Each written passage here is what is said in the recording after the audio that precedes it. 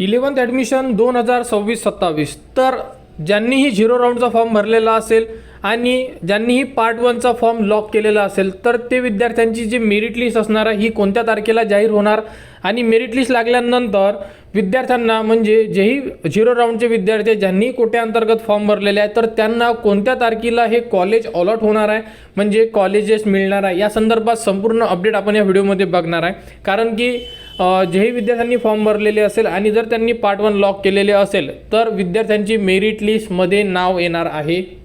तर बघू शकता जो 0 राऊंड म्हणजे 0 राऊंड याबद्दलचा जो टाइम टेबल होता त्यानुसार जर अपडेट बघितली तर विद्यार्थ्यांची जी मेरिट लिस्ट आहे तर विद्यार्थ्यांची प्रोविजनल मेरिट लिस्ट ही 15 तारखेला जाहीर केली जाऊ शकते टाइम टेबलनुसार। त्यानंतर बघा इथे प्रोविजनल मेरिट लिस्टचा ऑप्शन दिलेला आहे।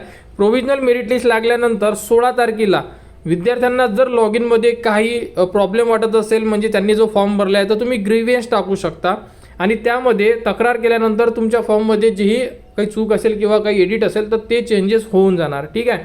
त्यानंतर 19 तारखेला तुमची जी गुणवत्ता यादी आहे म्हणजे फायनल मेरिट लिस्ट ही जाहीर केली जाणार आहे आणि त्याच दिवशी कोट्याअंतर्गत विद्यार्थ्यांना कॉलेजेससुद्धा अलॉट होणार आहे। म्हणजे आता तुम्ही डेट लक्षात कोणती ठेवा की 15 तारखेला तुमची प्रोविजनल मेरिट लिस्ट लागणार, त्यानंतर 16 तारखेला तुम्हाला जर प्रोविजनल मेरिट लिस्टमध्ये काही अडचण असेल तर तुम्ही दुरुस्तीसाठी अप्लाय करू शकता।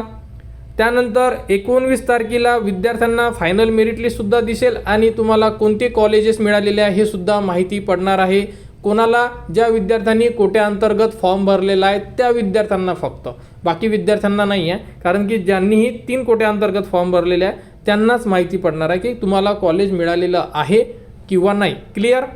त्यानंतर 19 तारखेला तुम्ही हे बघितल्यानंतर तुम्हाला ॲडमिशन घ्यायला जावं लागेल। तुम्ही ॲडमिशन घेऊ शकता 19 तारखेलाच आणि 20 तारखेला सायंकाळपर्यंत तुम्हाला रिक्त जागा साईडवर उपलब्ध करून देण्यात येणार आहे आणि त्यानंतर पहिल्या फेरीसाठी जागा प्रदर्शित करणे कोटा जागासह म्हणजे 20 तारखेला तुम्हाला जागासुद्धा माहिती पडणार आहे। खूप फास्ट प्रोसेस आहे ही, त्यामुळे पहिल्या राऊंडवाल्यांना म्हणजे जो 0 राऊंड होता त्यांना ही प्रोसेस अशा प्रकारे चालणार आहे। तर मेरिट लिस्ट आपल्याला 15 तारखेला जाहीर करण्यात येणार आहे, टाइम टेबलनुसार सांगितलेलं आहे। तर प्रोविजनल मेरिट लिस्ट कशी चेक करायची या संदर्भात संपूर्ण ज्या अपडेट असेल तुम्हाला आपल्या चॅनलवर देण्यात येणार।